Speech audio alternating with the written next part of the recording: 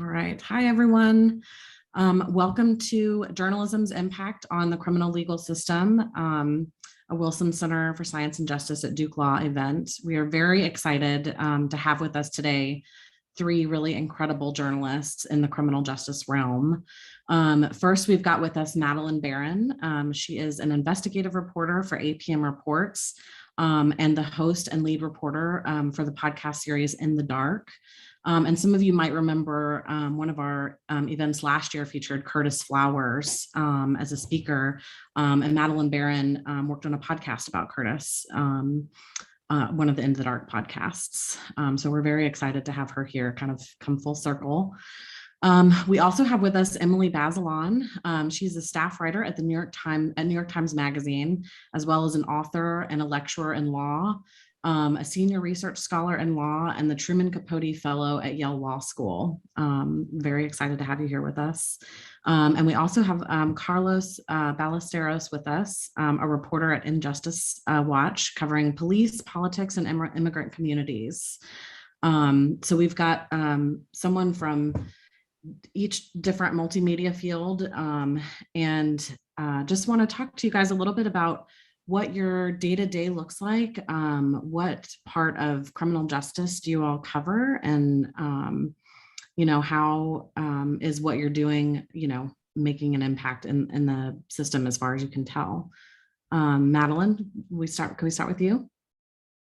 Sure. So I'm an investigative reporter, and I don't just focus on the criminal justice system, but certainly think about the last 10 years of my career, I think I've mostly focused on it.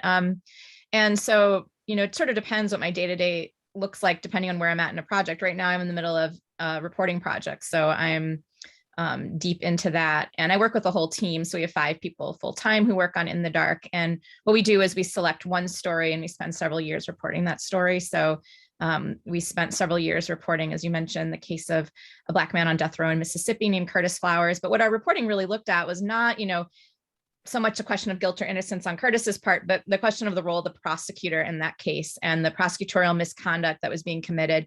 Curtis Flowers, for those on the call who don't know, was tried 6 times for the same crime, always by the same prosecutor. And the reason why he kept being tried over and over again was because he would appeal and he would win because the prosecutor had engaged in misconduct.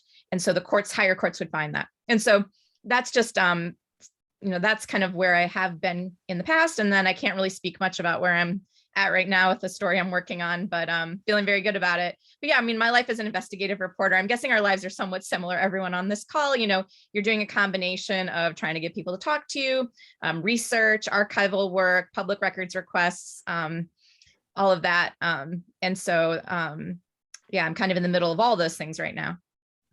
Awesome, thank you. Emily, how about you? Well, first of all, I just want to say what a fan I am of Madeleine and Carlos's work. And if somehow you have not listened to In the Dark, especially the Curtis Flowers parts of it, and you're listening to this, you really should go do that. And I don't know if I've ever followed someone who I felt so similar to before, except for the part where you said that everything was going great on your current investigation and story, because I'm always anxious and underconfident. Did I say that? I don't know. You did. You really did. It was great. I'm totally glad you said that. I'm just remarking on my own permanent ambivalence or fear, maybe. So I wrote a book in 2019 called Charged, which is also very much about the power of prosecutors. And the thing I lucked into with that book was that as I started working on it, a movement to elect people who call themselves progressive prosecutors got started around the country. And so I was able to cover that. And really what that meant for me was I could show more variation in how prosecutors do the job.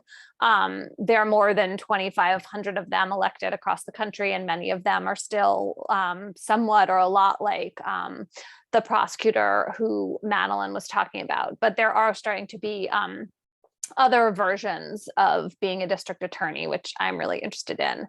And last summer, I wrote a story about an exoneration of a man named Utico Briley in New Orleans. And Utico's story briefly was that he was convicted of an armed robbery when he was 19 in 2012, and he didn't do it. And there was a lot of evidence, or at least an enormous amount of things that went wrong in his case. And so that story, I think, like Madeleine and Carlos's work, is about systemic injustice. And what was, I think, the key to that story for me was figuring out that it was a way to talk about all the things going wrong, which is what the new district attorney in New Orleans, who is a reformer, said when we kind of brought him the case to look at.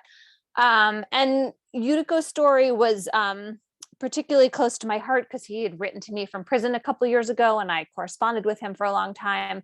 But also particularly tricky because when he first got in touch with me, I decided that he needed a lawyer instead of a journalist. And I connected him. I looked for a lawyer for him. I'd never done that before.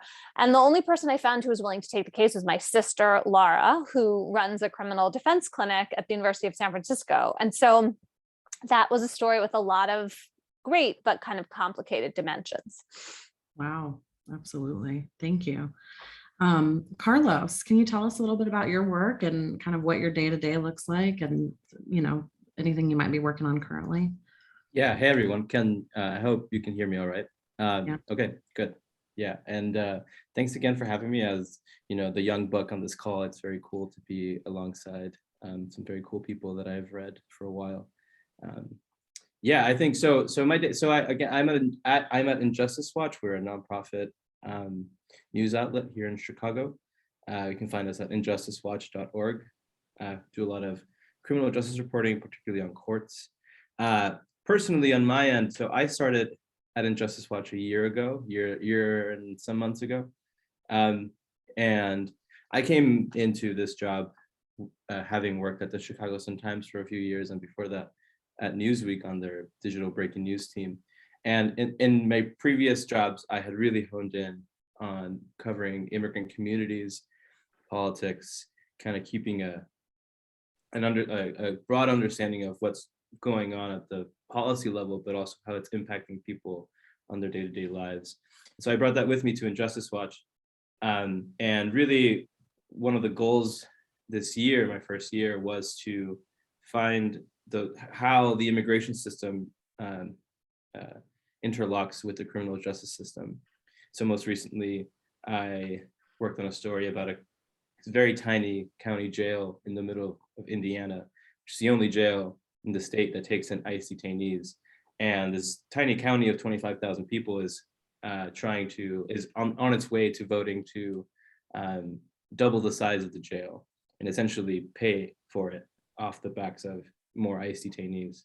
And so focusing on those kind of intersections has been really what I've been focusing on. And also, some stories on, what are quote unquote proper criminal justice stories here in the city and the county, particularly as we get through the pandemic and how these huge, incredible systems have had to buckle and wane and shift, and how that's impacting people inside. So yeah. Absolutely. Thank you. And just like Marlene said in the chat, if folks have questions, feel free to, we'll have definitely a Q&A at the end, but also we like these events to be very engaging. So if our guests are talking about something and you've got questions, feel free to raise your hand, post it in the chat. Just speak out if that's something that you're interested in doing, and we'll definitely get to you. So I want to talk a little bit about, I know a lot of you work both in the criminal justice realm and outside the criminal justice realm, but something I think that's really interesting from a journalism perspective is how you are able to talk to so many folks for a particular story. We had Carissa Hessek join us yesterday for an event about her book. And that was one of the questions that we had there also, was just how do you get so many people to talk to you and open up to you? Is that something that each of you could talk a little bit about? I'll start just to, yeah, only because it's fresh in my mind thinking about this Indiana story, and I'll lead with this example to answer this question. I think, I had never been to this, it's called Clay County. If you look up Clay County Injustice Watch, you can read the story.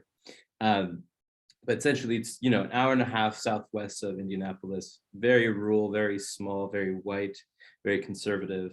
And, me coming from the city, there's a lot of kind of like internal sort of preoccupations that just kind of, without even thinking about them, spark up when it comes to going to places like that, and particularly being, Mexican American. There is a certain kind of immediate kind of, clenching of the jaw and kind of like, okay, here we go, maybe I shouldn't be driving out here too late at night, blah, blah, blah. But, those are the kind of, but once I got there, once I presented myself, said I was a journalist and came in, with a, smiling face and a notebook and presented myself well, it went well for the most part. And I think it really taught me that, while we do hear a lot about people hating journalists around the country and hating our industry, I think it still carries some respect in some quarters, and people still respect the profession and are willing to engage with you. Sometimes that's not true. I've had the exact opposite happen here in Chicago and elsewhere, where people are just incredibly distrustful of reporters and think that we're out to get them. And sometimes that happens, but it was very heartwarming that to see that even in a place I hadn't been to, that wasn't the case. And so I'm very curious to see how to hear what Madeleine and Emily have to say.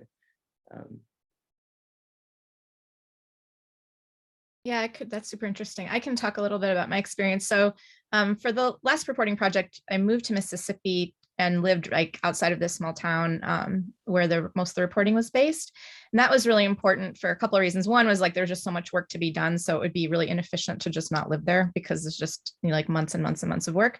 But also, of course, as much as you can not be a stranger and not be a total weirdo. So, I was like invited to church. I was invited to like Friday night football games. We sent, one of our producers went to community cleanup day and like picked up trash by the side of the road. It's just like all of this kind of stuff that we're doing to try to just be like, here we are, you can sort of get used to us or whatever. And then, but I think more specifically than that, with investigative reporting, it is so critical. You don't, when I was working in, say, feature work, you might have like 100 people you could speak to about a given experience. And so if 30 of them say no to you, well, then there's still 70 left and whatever, and you still have to handle those 70 appropriately. But like, I don't know. So I feel like one of the things I like about investigative reporting is this challenge, a strategic challenge of trying to convince people to speak with you about something that they themselves need to speak about, like that is exclusively their domain. And so, we're talking like in some stories about people who are testifying at a trial or people who have the power in the story. And so what I will do a lot of times is think very specifically. I will never talk to somebody unless I know why they would want to talk to me at this particular time about this particular thing. And if I haven't established that in my head on some level, then I don't know how to conduct myself, because I can't then strategize about the interview. I can't decide, how to first get in touch with them. And so it really depends. And then also what we do a lot on our team for these more, not even for like the biggest interviews, but really for anything where the person might not want to, I don't know, anything other than like an expert or somebody who's literally being paid to talk to a journalist, is we will do some kind of like role play type thing where we'll just, when I think about prepping for an interview and how I was sort of thinking about it early on in my career, which was totally wrong, which was like, I will write my list of questions. It's like, well, that's not how an interview works. I mean, a good interview is not like, okay, thank you for the answer. Now on to my next question, And so you kind of are trying to like best prep yourself for this exchange that's like live and can't move back and is going to go in unexpected directions. And you try to plan for as many of those as you can. But I also think that there's a lot of power in just showing up and being a good listener.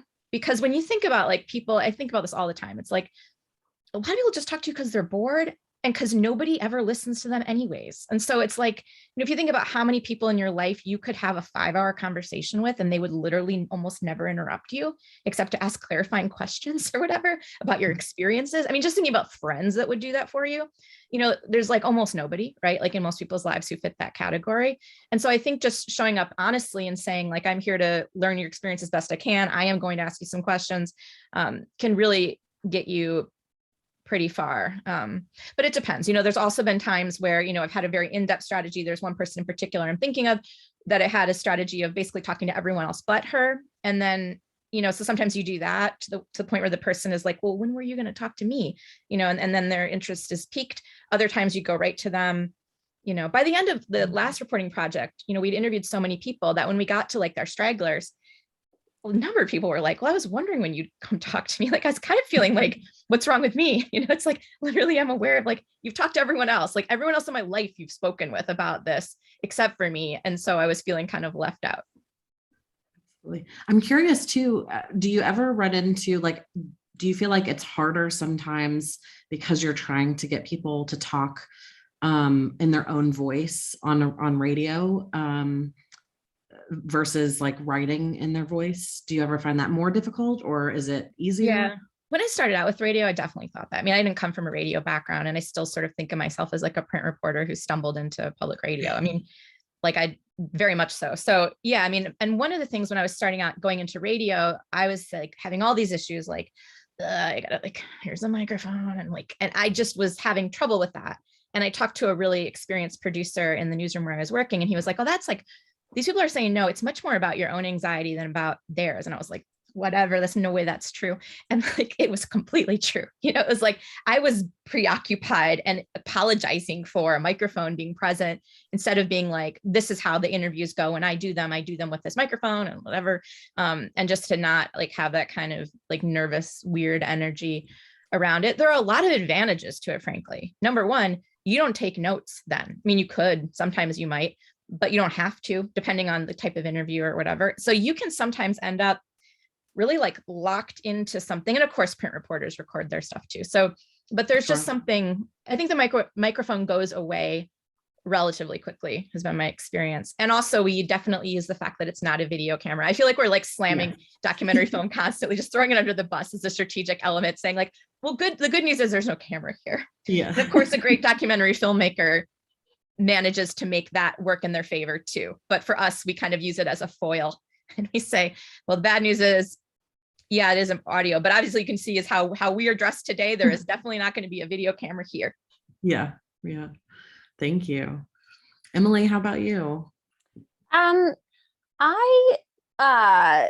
basically at this point look for people who want to tell their stories as my main characters. And then, so Yuriko is an example of that. I mean, I would have been uncomfortable writing about someone like him if he had been reluctant, because I feel like people, it's a gift they're giving you to share their story if they don't have to talk to you for their job. And so at this point, it just feels to me like ethically and just in terms of my own emotions, especially over time, that it's really important to have someone who is really clear about their motivation.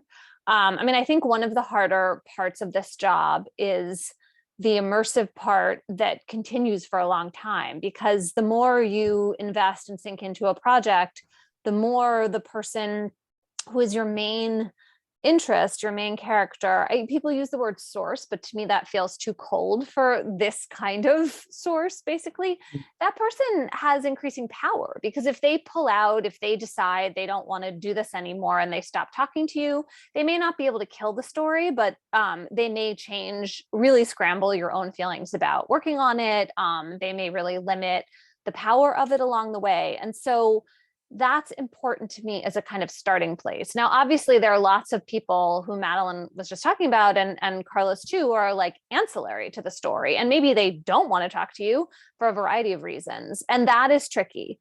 And I basically think that reporters like us tend to use our empathy to draw people in. You know, we can all, like, I tend to reread Janet Malcolm's The Journalist and the Murderer like once a year with my students. So I sort of force myself to think about those concerns. And I try really hard to be as upfront as I can with people and just to treat them well, because I think like we owe that. And that's like an under appreciated facet of the work we do. And then I also think that, you know, sometimes in the course of a story, there's someone who, you know, like you're going to be nailing them to the wall. Like, I don't know if the prosecutor and Madeleine's reporting knew that ahead of time, but in work I've done, you know, by the time you're talking to someone that from your point of view, they really blew it. And I actually, I think, that's like part of the storytelling. You're giving someone a chance to talk. Maybe they'll change your mind. I'm kind of torn in those moments. I think part of me is always a little uncomfortable because even if someone has done something really terrible, so like in Yudoko's case, there was a prosecutor who'd made incredibly harsh decisions. There were 3 defense lawyers who'd been ineffective and like really blown it. There's a way in which those individuals, however culpable they are, unless they're like the president of the United States, they're always standing in for a category of people.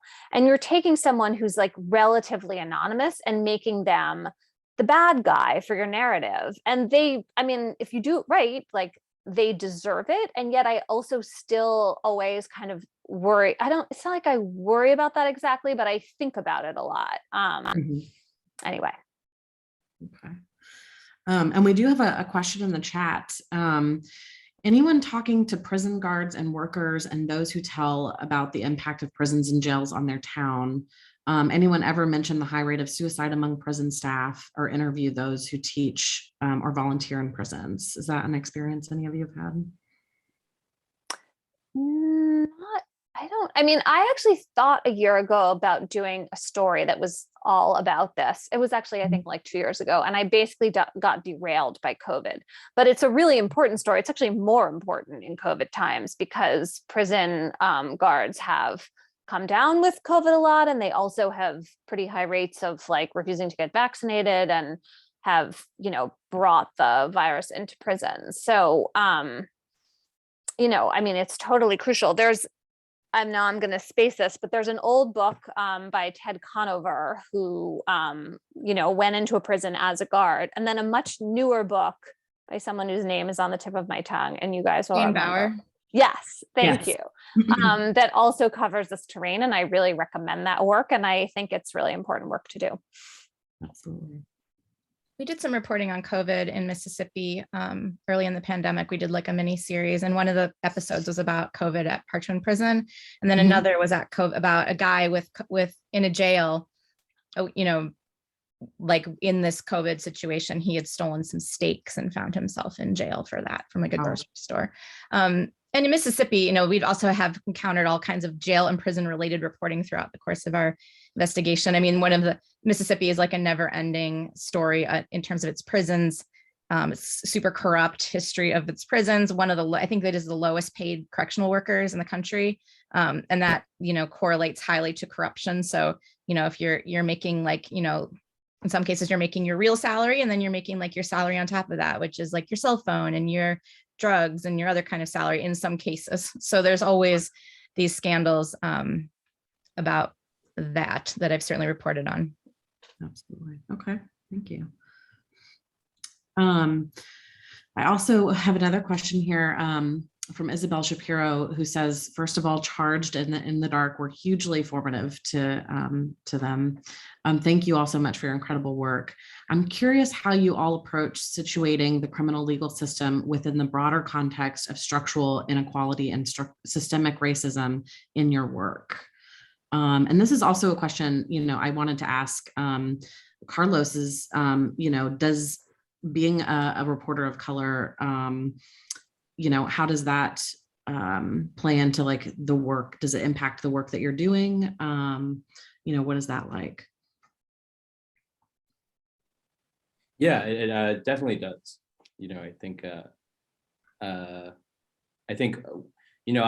So I grew up in Chicago, went to a very tiny high school that did not have a school newspaper. But when I got to college, I started, writing for the school newspaper. And even then, criminal justice and issues around immigration and stuff, like, even though I hadn't been reporting on them, writing about, they were still very present in my life, and had learned about them and had, been actively engaging with them. I don't know if I would have been doing that if I wasn't from Chicago, if I wasn't Mexican, if I wasn't from the Southwest side, I wasn't seeing the impacts of it happening, as I grew up. So definitely it was formative in that way, I think for some stories, I think me showing up and thankfully speaking Spanish has helped in a big way, both like just very practical reasons, like communicating with sources and stuff. But, you know, I think also, I don't know, I've had sources tell me like, it's cool to see, you know, you writing this as opposed to someone else. But I think to the broader question of like keeping an eye on the bigger superstructure of whatever you want to call it, like the criminal, you know, systemic racism or prison industrial complex, whatever. I think it is super important to keep that in mind and provide that context baked into every story, you know, that, you know, these aren't islands of injustice, that this is part of, you know, a bigger system that has endless amounts of characters that could be written about, that could be the focuses of a book or an article.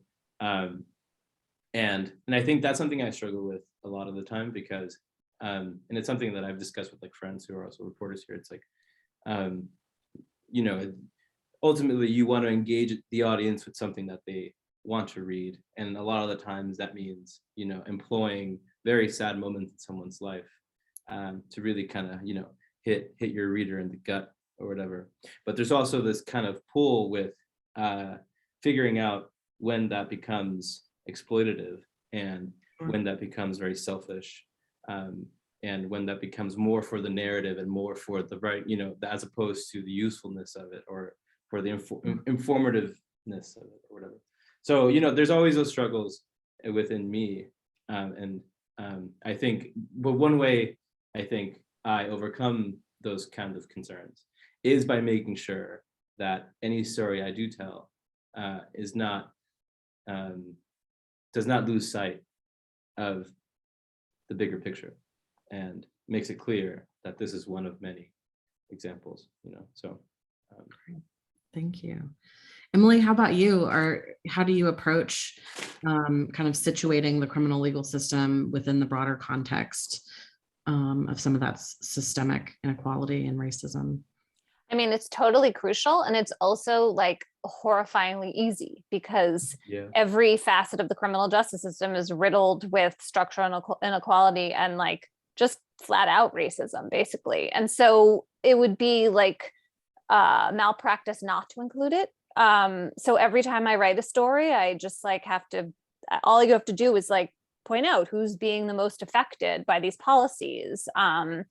What's at stake for communities of low income people, especially Black and Brown people, both in terms of the cost of mass incarceration and also who's victimized by crime. Because increasingly, like that's who's bearing the cost. So yeah, I feel like it's a really important thread in my work, and I would be doing something really wrong if I did otherwise. Yeah, I was going to say that as journalists, we're always looking for like areas of unchecked power or underchecked power. And so, you know, like an elected prosecutor, there's a broader story there than just this one prosecutor or something, or one medical examiner or one mayor or something. It's like, you know, we've decided to set things up this way. And so then we sort of like say, well, now what happens when we set it up this way? On the other hand, there's personal agency and responsibility, and like not every medical examiner, prosecutor, mayor is engaged in like a massive abuse of their power. So there's always a balance in journalism between these things. And then of course, the stories you choose to tell, the stories that where you're like, to Carlos's point, you're not just like telling a random tragic story for no reason. You're telling a story that is important, that's going to illuminate something, that might expose an injustice or reveal something that you think is important. That might be both very much the case for this particular case, but also more largely, like we always think when we choose a story that there needs to be really high stakes, obviously for the people closest to the story, because why else would it matter? But then also there needs to be high stakes for a very, very large number of people. Like it needs to be a story about the United States. It needs to be a story about the criminal justice system in general or something like that. Yeah. And this was a big part. This was a big part of your In the Dark series on Curtis Flowers, and just acknowledging how race played a factor in the town and in the case itself. And like in really specific ways too. I mean, there's kind of like, you could sort of just always layer on like systemic racism onto any story and that would probably fit, right? So, but you know, but there's also very particular things that you can't understand about what's happening in your story if you don't do the reporting. So it's like, there's particular ways in which certain people, for example, in Curtis Flowers' case, acted in a certain way when they were approached by law enforcement that had everything to do with like the very specific things that had happened in the town, and their specific relationships in some cases with the law enforcement officers they were encountering, but then also, of course, the history of Mississippi, the history of the United States. So I think you have to like both like make sure to acknowledge the big thing, but then also really not take that as just like a blanket given, and really delve into like the differences that will make for each individual person in your story. And I think like, you know, that also makes people, I think it helps listeners or readers have a better understanding. You know, it's like, we don't want to be like just teaching like a boring history lesson, but if you can kind of like put yourself into the story and say like, oh yeah, if my father was treated that way by a law enforcement officer when he was a child, and then I grew up hearing about that, then, you know, when I was questioned, I might respond in this way. Awesome.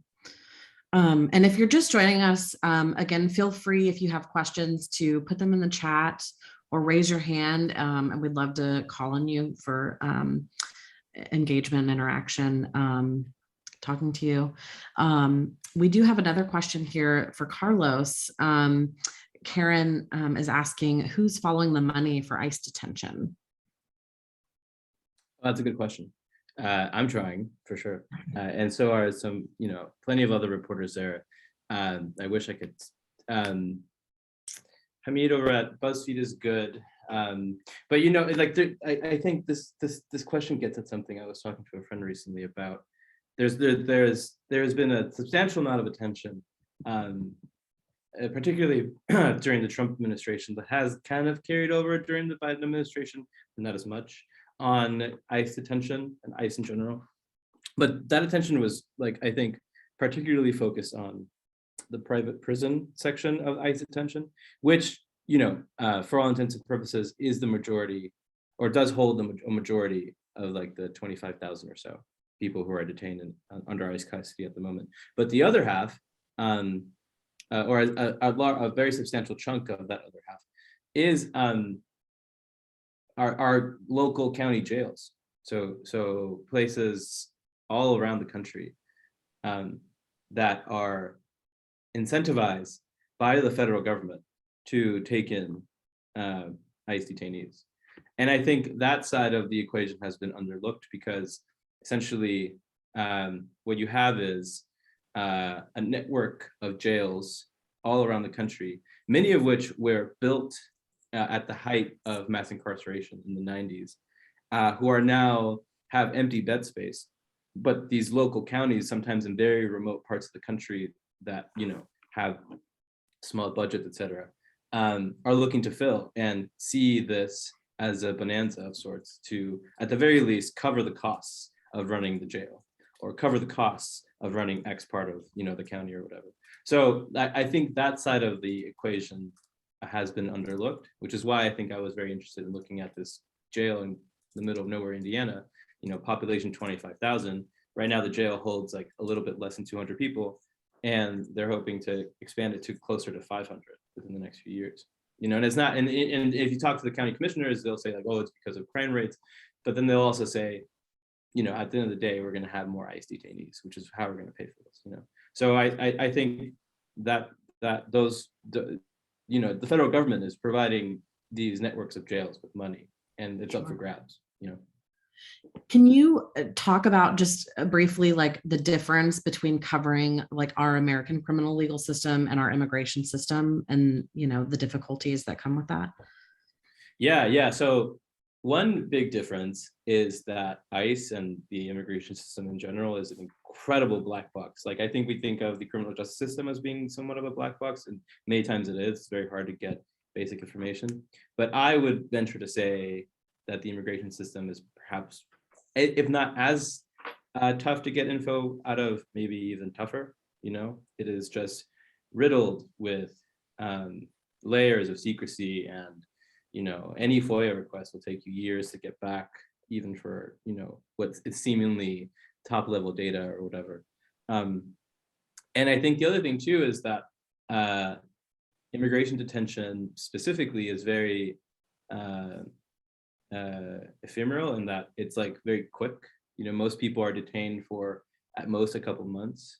And if anything, maybe sometimes just weeks. And so you have this high turnover rate of people coming in and out, in and out, in and out. And all that paperwork, all those public records, all of that data just kind of just get, you know, put away and never looked at. And so there's a lot of information that's kept secret. And so that's very tough. And that's one key difference. But one thing I think that does kind of, they interlock in many ways. And so one aspect of the criminal justice system and how it relates to the immigration system is when people are charged with certain crimes, they become deportable, even if they have a green card, or even if they're legal permanent residences. You know, some convictions will render you deportable under the federal government. And so there's not to keep on Indiana, but Indiana's been on my mind. There's in Indiana, for example, there's a talking to sources there's a big problem with people being pulled over, immigrants being pulled over and being charged for driving without a license, and essentially then being taken to ICE custody, rendered deportable. The thing is, if you're an immigrant without proper status in Indiana, you can't get a driver's license, unlike in other states. So it becomes this like very catch-22 thing. Yeah. So yeah. Thank you. We have a question for everyone in the chat, or from someone in the chat for everyone. What do each of you feel is potentially the most underreported facet of the criminal legal system?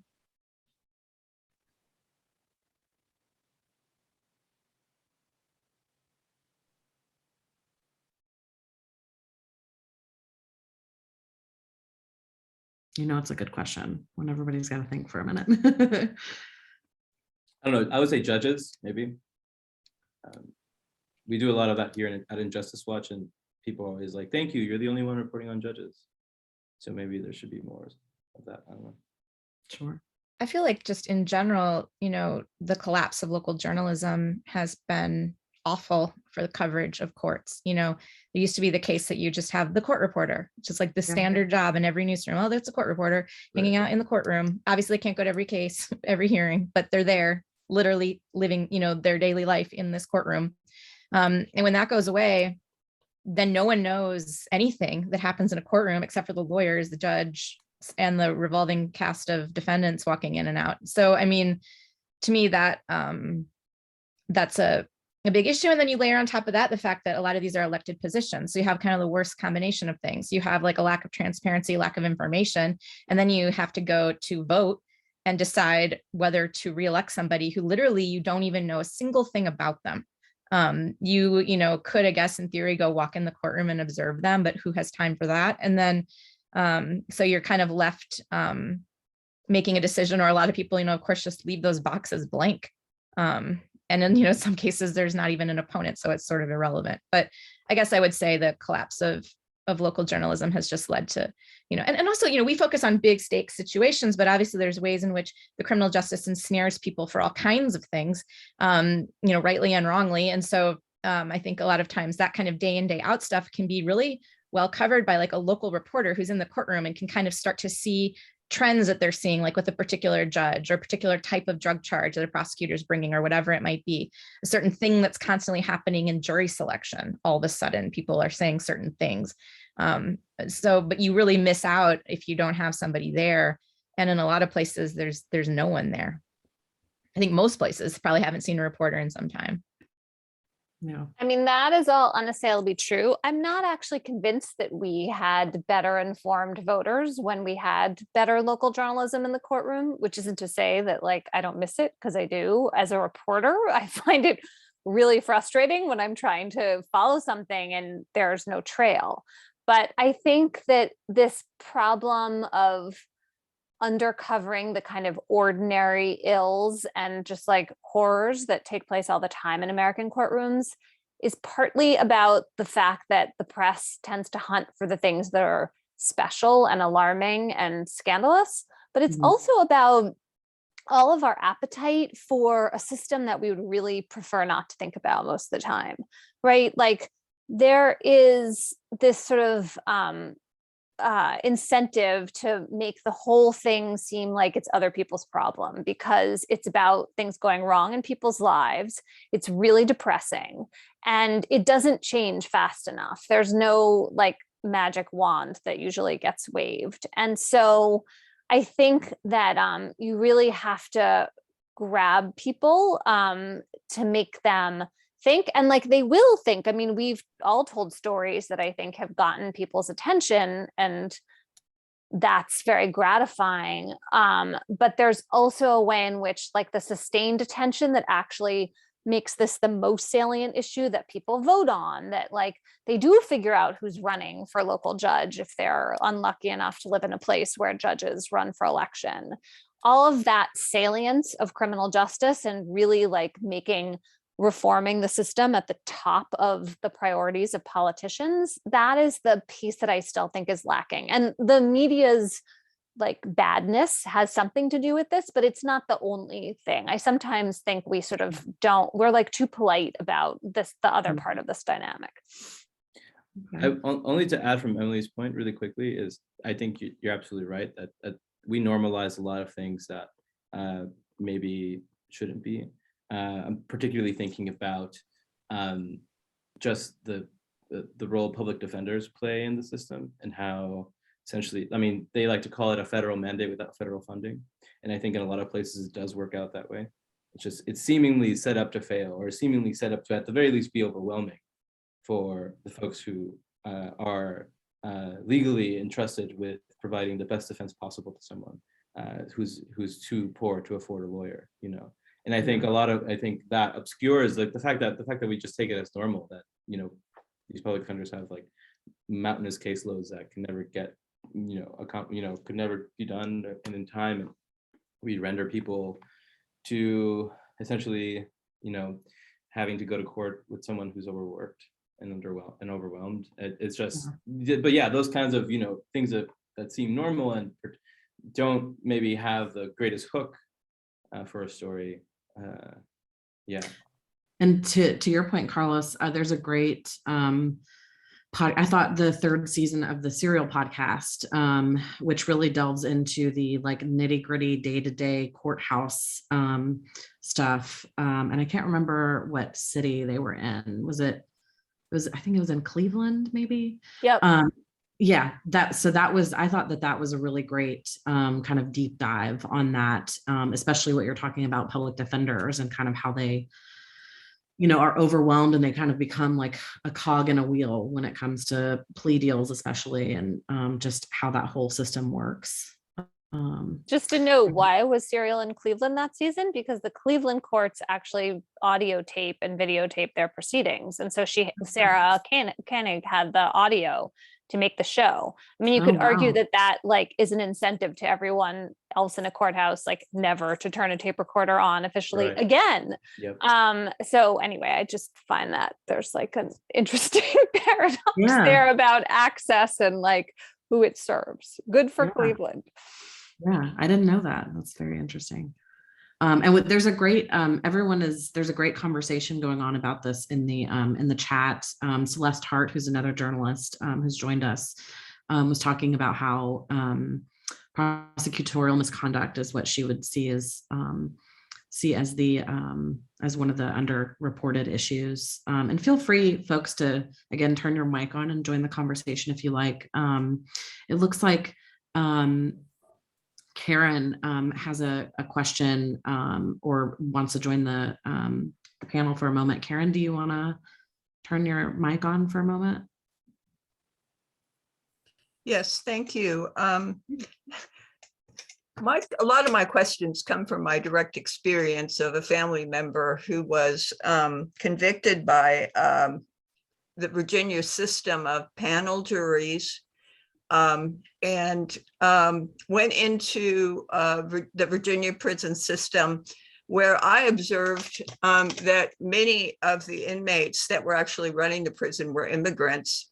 They seemed to be, for some reason, actually essential to the operation of prisons in Virginia at that time. I don't know whether it's changed or not, but I'm wondering if prosecutor accountability needs to be focused on, where they know that people are innocent, or where there is really no evidence that they could use for conviction, and they're trying to plea bargain to have people in prison without trial.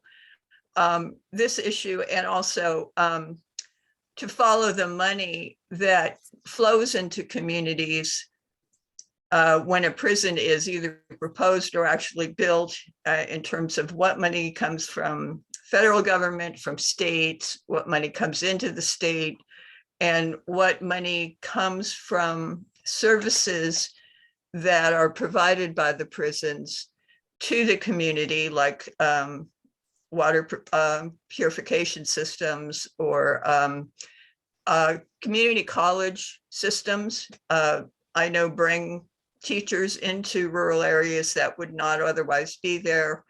So in other words, what benefit arises from our current system to small town communities to motivate them to want to either expand their jails or use this as an income generating option, which I didn't really realize that in some places people actually are charged money for being involved in this system, which it was one of the few things, I guess, that Virginia didn't do to us. Anyway, so anybody writing about this kind of stuff, like why my town's getting this jail expansion, Carlos, or yeah, I mean the thing is, it's easy money, not easy money, I won't say that, but it's like if your commitment is to just, like, for example, and the interesting thing about Clay County is that Illinois this year passed a law that essentially prohibits local municipalities from renting out their county jails to hold ICE detainees. And so that'll make, so it's still in there are 2 counties here that still hold ICE detainees, and those 2 counties have taken the state to federal court to kind of essentially zero out the law and say it's unconstitutional. So it's still being litigated. But if we assume that law will pass, that'll make Clay County the only place that ICE can hold detainees at the moment between Kentucky and Wisconsin. And so when you have a place like that and they see what's coming, if it is a dollars and cents kind of analysis, it's not a hard decision to make, because the federal government is still very beholden to detaining immigrants, even though immigration infractions are civil infractions. And the argument is always like, oh, but people being detained are dangerous criminals, blah blah blah. But for the most part, people in immigration detention do not have criminal histories, and if they do, they're for relatively minor crimes. And detention, is essentially, there's several studies have shown that like more than 80% of people who aren't in detention still show up to their hearings, still show up to their court dates, et cetera, et cetera. So as long as the federal government is beholden to, or at least interested in holding people in cages and jails, in jail cells, particularly when it relates to immigration, but other stuff too, then there will always be money to be made by these local governments who essentially fill in the gaps and provide the service. And again, I'll say, for a small county like this, which has like I forget, like a $20 million budget or something, and it costs $2 million to run the jail, having half of that expense being met by just holding people who aren't even from your county, it's essentially it's a win-win politically. And also, if you're in a poorer county, how else are you going to get that money? Exactly. You can only raise taxes so high. I mean, it's not Mhm. going to do very much in a really poor county. And so, how, it's really, this happens with like juvenile justice facilities as well. Oh, yeah. Like group homes, like everything that can bring in that like big dollars, like pay per day guaranteed. Yeah, I was going to say, to the question about things not making it to trial, that's a fascinating part of our system, which is that almost everything is pled out. Very rarely does a prosecutor have to prove anything. very rarely is there even like a turning over of the evidence because you never get to discovery. And so there's just sort of like a lot of the criminal justice system is like a series of negotiations that take place between two people that know each other very well, a defense attorney and a prosecutor, and then a judge.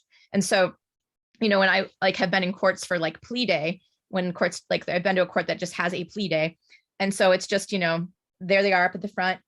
And it's really striking, just even like the architecture of it. So it's like how they are situated in this room. So it's like the judge stays there, lawyers on both sides, and then the defendants sort of like circle in and out, and like the defendant leaves, maybe there's a little joking back and forth or whatever. And so it's like, here are the three main players in this system, and then everybody else is just kind of like just washes in and washes out, and we'll do 100 of these a day or 300 of these a day.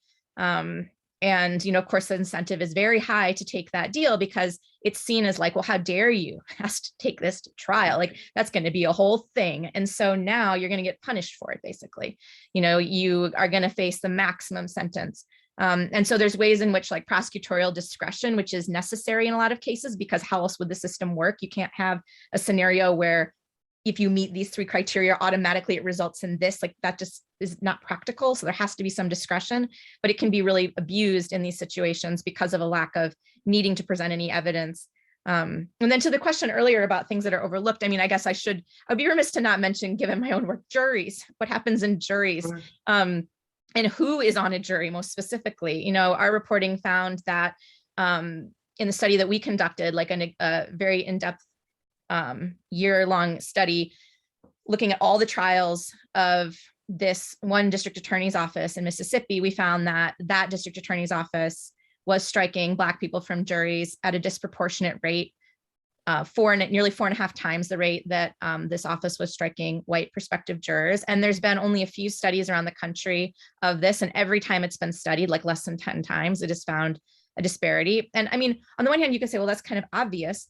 But like, also it's a huge problem because, if you think about what is one of the most powerful things that you get to do in a democracy in theory, well, is there any greater power than the power to send someone to their death, like a state execution, or, decide whether someone is going to spend the rest of their life in prison, decide whether they're going to lose all their property, decide whether they're going to, be able to sue the bus company that killed their sister or whatever. It's like, these are large decisions that are being like wholly denied in some cases, or largely denied to people of color in our country. And so I would say that that's like a very unlooked at situation. And then if you combine those two things, I guess the last thing I'd say, so you combine, okay, fine, you don't want to take the plea, you're going to go before a jury. Well, what's that going to mean if you're a Black defendant? It's like, well, you may very well end up being tried before an all-white jury or a mostly white jury. So it's not just that you're going to risk, the disproportionate sentencing compared to what you would have gotten under the plea deal. It's like, who's going to be more likely to decide your case than not.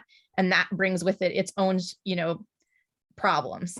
So I would say that what happens in juries definitely needs closer scrutiny.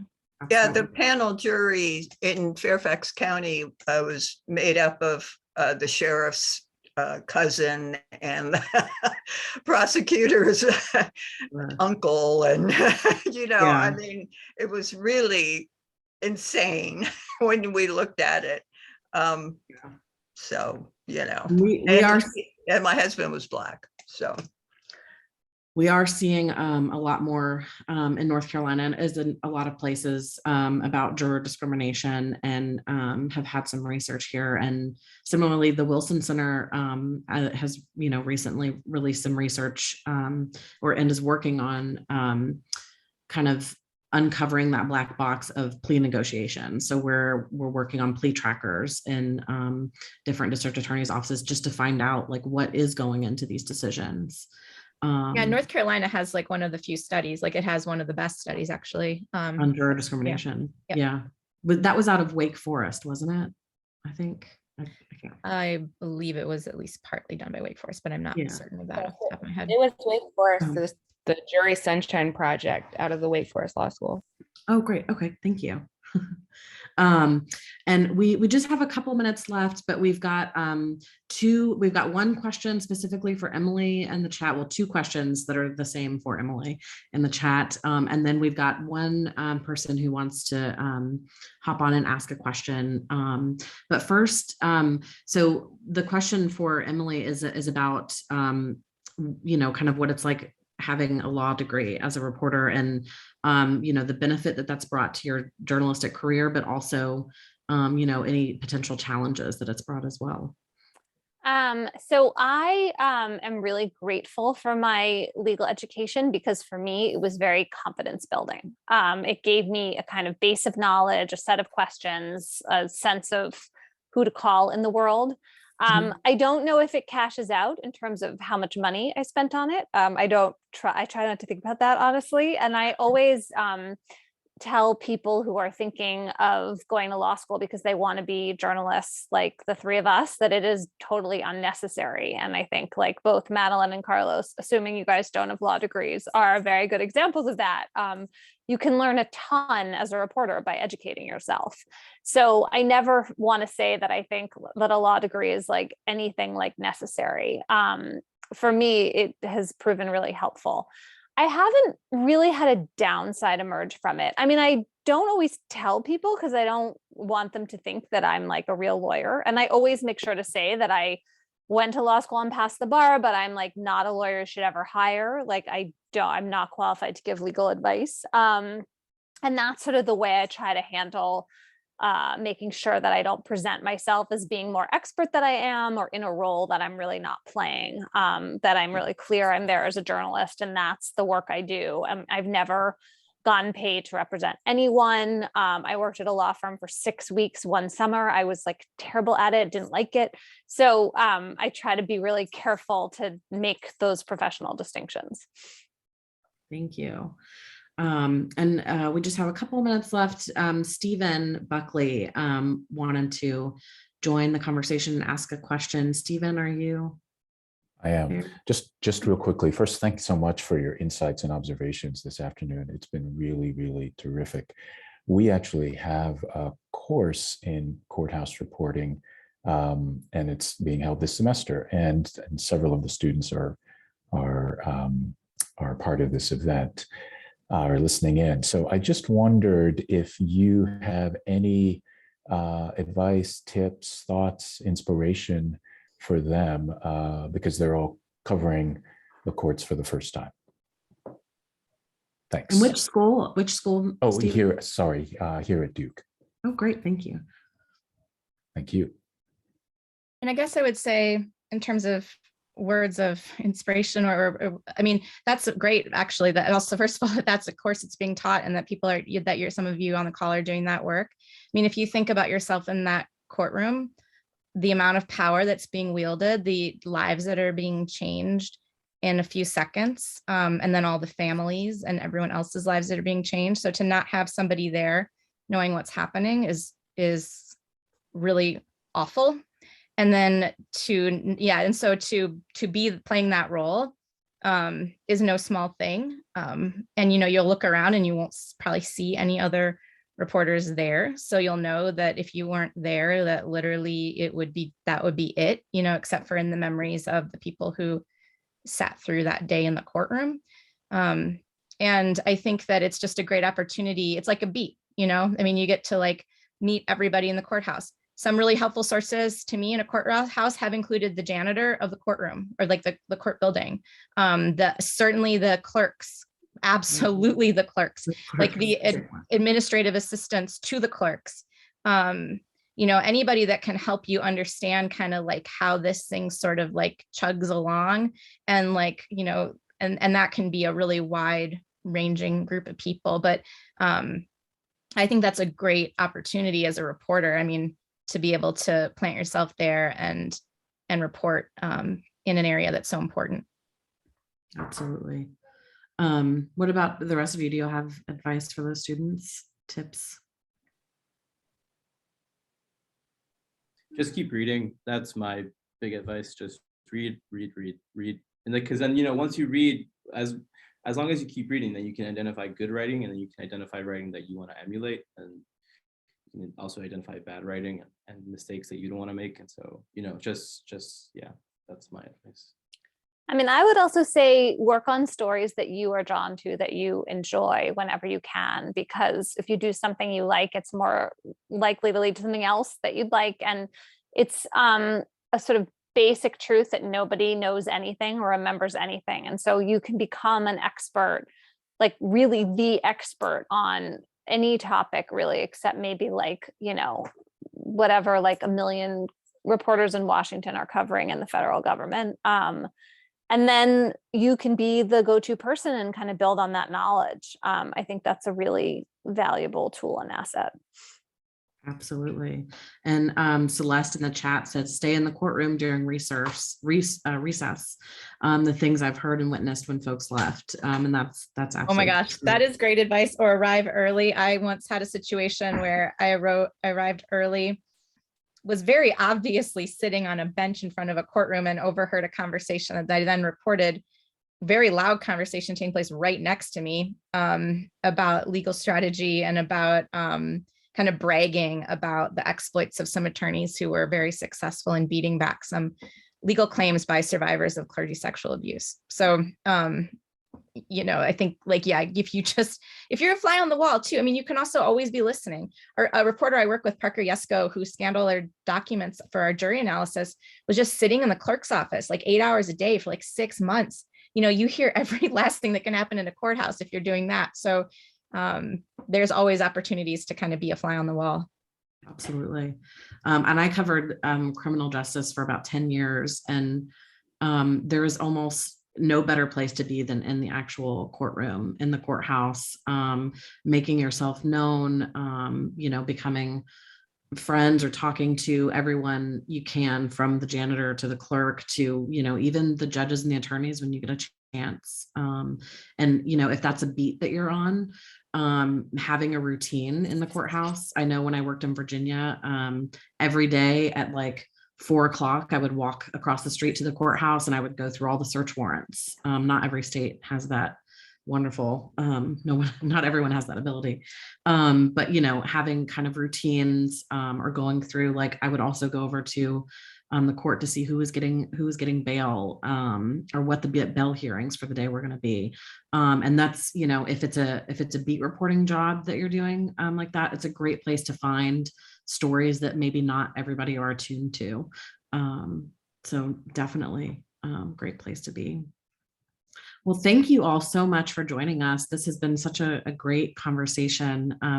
Thank you to our panelists. Thank you to our guests. I've really enjoyed this, and I hope you all too. You all have too. Thank you all so much. Yeah, thank you, everyone. Yeah, Nice to thanks see for you. the great questions in Thank the you. chat. Has been very stimulating. Thank you. Yes. Thank you. Thanks. Thanks. Bye, everyone.